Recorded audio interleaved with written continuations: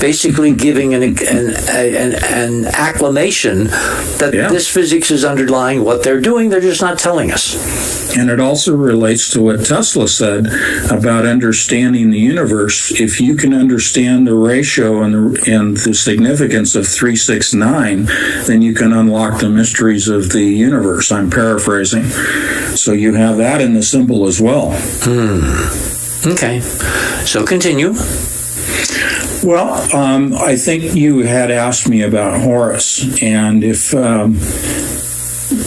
one was to look at an image from the hieroglyphs, you would see that he's holding a key, and that is the key to the bottomless pit. It is the key to everlasting life, to longevity. And he's holding a staff, which also is for the purpose of conveying energy. It is much like a capacitor, if you will. But Horus was, he was the one who was really the god, the hunter god. He was the first hunter god. So we keep coming up with these things regarding hunting and destruction and death. And it leads you to actually, in the Egyptian, Osiris / Orion in the Greek was the hunter. Horus was his firstborn son. He was destined to become Pharaoh, the Pharaoh of Egypt. And the U.S. presidency secretly is underlined with a Horus mythology. But please continue. No, that's fascinating. I didn't know that about the presidents. Oh, not many people do. Yeah, but they will. In the business. That's why you're in the business. Anyway, the mythology is there. The complex science is what I typically focus on more than anything else. But I think that we can jump to the opening of the Goddard Tunnel that they had in Switzerland. That was also an overt ceremony in which they were relating to CERN as well as the opening of portals, and you'll see that in number 17 in your slides. Go ahead. No, okay. There were a few more of those. But anyway, I was looking for them. So we keep seeing these crossovers of why are they talking about things that are spiritual in nature in their own video that they produced, in their relationship to where they placed the machine, why they have the statue there, and why Cernunnos was chosen. See, what I find weird, and sorry to interrupt, but to pick Shiva, even if India is one of their consortium nations, to pick Shiva, the goddess of destruction. I mean, the reason that Oppenheimer stood there as the first atomic bomb is, blossoming over the skies of New Mexico here, is because he was watching death. He was watching the destruction of worlds. He had a very good imagination and a scientific background. But why would you send to a purely research facility, ostensibly dedicated to the highest principles of human knowledge, why would you send a symbol of death and destruction? Does that make sense? It doesn't make sense on the surface. And exactly. There's got to be a hidden agenda. So what was the agenda? What did you find out was the agenda?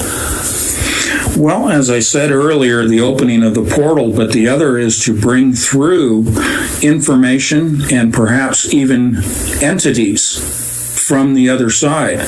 Now, all through the halls of science in history, you'll see that people such as Tesla have overtly admitted that they have, in dream states and in channeling, have obtained information, technological advancements from the other side through channeling.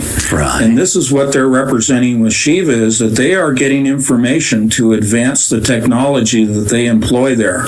How do you get from Shiva, goddess of destruction, to information?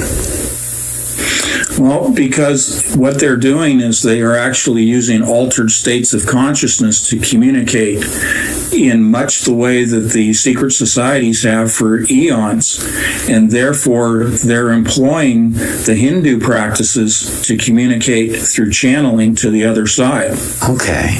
Let's go to some notes you sent me earlier. Sure.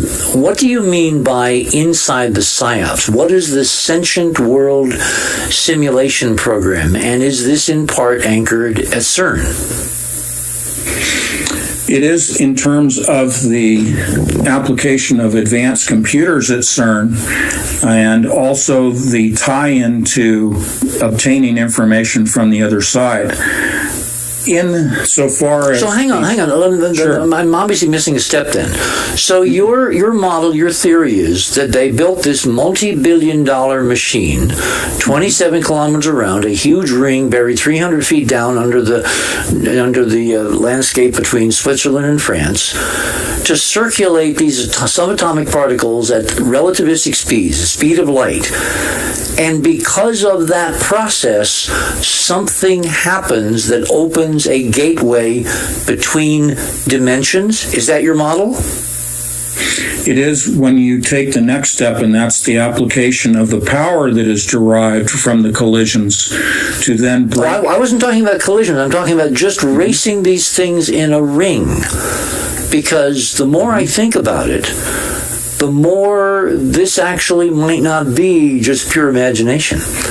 We know from other experiments, Kozyrev and De Palma and a whole bunch of people that I've talked about on this show, that if you rotate things in a circle and you rotate them fast enough, you basically create a gate between dimensions. Okay? Mm-hmm. If you take a slug of subatomic matter, let's say a few grams, I don't know what the actual load is in the accelerator when they're doing experiments, it can't be more than a few grams, and you accelerate that up to the speed of light around a circle which is 27 kilometers in circumference. Mm-hmm. If you put people in the middle of that ring, in buildings on the surface, and it's in operation, and it's not hitting anything, it's not colliding anything, it's just the protons or whatever subatomic particles you're accelerating are accelerating to the speed of light, and they of course gain enormous mass as you feed more electricity in and in and in through those superconducting magnets, and you got this racing blur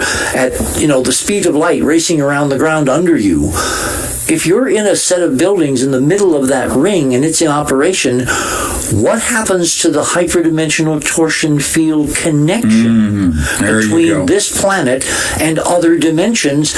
And is this the apex, the epitome of centuries of trying to figure out what the solid state connectors to other dimensions, i.e. the pyramids and sacred sites that we've measured with our instrumentation? Is it kind of a Mark III or a Mark IV or a Mark V 21st century version of the ancient pyramids, and it's all ultimately about manipulation or access to higher consciousness, and as you said a moment ago, to really, really cool information that the rest of the world doesn't have? Mm-hmm. Yeah, I'm glad you brought up torsion fields, because essentially what they are creating is first a toroidal field. Yep. The circular structure is not there by accident. You can, as you know, use a linear accelerator like the SLAC at Stanford. Why choose that goes right under the freeway, by the way. You're driving along and you're driving over, and there's this line reaching from the right of the freeway to the left, and it's like you're driving over this incredible atomic accelerator on a normal freeway in a normal car. Now that's Interstate 280. I grew up in the area, so I know that place. Yeah, it's very interesting. So the ring base, what it does is it uses these supercooled magnets, superconducting magnets, which, as you know, if you accelerate particles through an electrical field, it generates its own beyond the magnets themselves, which are 100,000 times stronger at 8.3 Tesla than our own Earth's magnetic field. You generate magnetic lines of force, orthogonal or perpendicular to the ring itself, and therefore you have the particles accelerating through an electric field, generating additional magnetic lines of force, compounding those of the magnets themselves, and now you can create a toroidal field, a donut shape, which is why they chose the ring, which then leads you to the torsion fields that you described.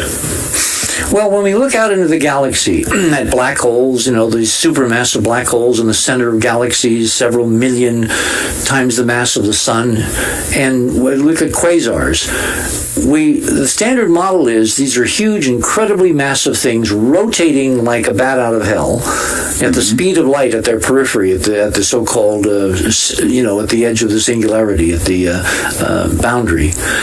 And because they rotate so fast, forces that are not currently understood, I love that phrase in physics, create these two beams at 180 degrees to each other, at right angles to the plane of the rotation. So you got jets of the North Pole and South Pole jets. If you could see CERN in some kind of wavelength, whatever, would you see something jetting up above the ground at right angles to the protons or whatever the atomic particles being accelerated? In other words, have they created like a miniature black hole to probe the torsion interaction with energies big enough now to finally make it work? I can take that apart a little bit, but I'm going to answer it and say that, yes, you do have what are more commonly referred to in the electric model of the universe as Birkeland currents, twisted strands of opposing charged particles, positive and negative, in a twisted pair helical structure that connects planets and stars together naturally in the universe. What they are generating are Birkeland currents that will extend out from the center of the toroidal field. So that's my way of looking at what you're describing from a supermassive black hole as the two jets. Now, these are plasma jets that are actually ejecting from the core of a plasma body, but that's my own personal direction. I like the Thunderbolts Project work on the electric universe. I'm not a spokesman for them, but I like their theories as opposed to talking about black holes. Well, the only thing that keeps them from really understanding everything is they don't understand torsion and the interaction of magnetic fields and plasmas in the creation of torsion. But that's I would agree with you. That's work for a few. So let's go back to CERN. If this model is correct, where is CERN and what is on exactly the other side of the Earth? Through the center of the Earth, what's the exit point for the other beam, if we're talking about a dimensional beam? Well, this is going to lead me into my biblical background, which indicates that the location at the Roman temple to the god Apollyon, the destroyer, that it is also surmised that it is purposely situated over what was believed in the Greek and Roman times as the doorway to the abyss. So in the Revelation 9:1, it talks about the opening of the abyss and the locust army coming forth. So if we are to follow that line of thinking, it is there to open the abyss, and the jet extends into the core of the planet. And then through the core, and remember, it's not the planet it's sitting on, it's the dimensions, the rotation, and the physics and all that. Right. That beam goes into some other dimension. It doesn't reach the core. But the idea that it's positioned exactly on the Earth where it would have access to that abyss, to that gateway, that's pretty interesting. Well, also on top of that location is the fact that this is a node of ley lines, and those are laid out in tetrahedral patterns around the spherical shape of the Earth. I don't believe in the flat Earth, just to toss that in there. But yeah, it's where the ley lines happen to come together in a significant node. Okay, now does this get us to something called a Mandela portal? Well, that's not what I consider to be related to CERN, more to quantum computers, specifically the adiabatic quantum computers made by D-Wave Corporation. Okay, well, let's not go there yet, because that would require a whole other, let's stay with CERN. Will. Yeah, let's stay with CERN, okay. So we've got this gadget, multi-billion-dollar gadget, and it is opening a doorway, maybe. See, the reason I can say that with a straight face is because I have measured these doorways opening using the Accutron to measure good old-fashioned solid solid-state amplifiers called pyramids. So the ancients were able to open these doorways. The question is how much more efficient is CERN? Have you sat down and actually tried to put some numbers to the size or the efficacy of a gateway when CERN is operating? Not when it's colliding anything, just running. Just as a ring, running as a ring at the speed of light, it must be an enormous gate.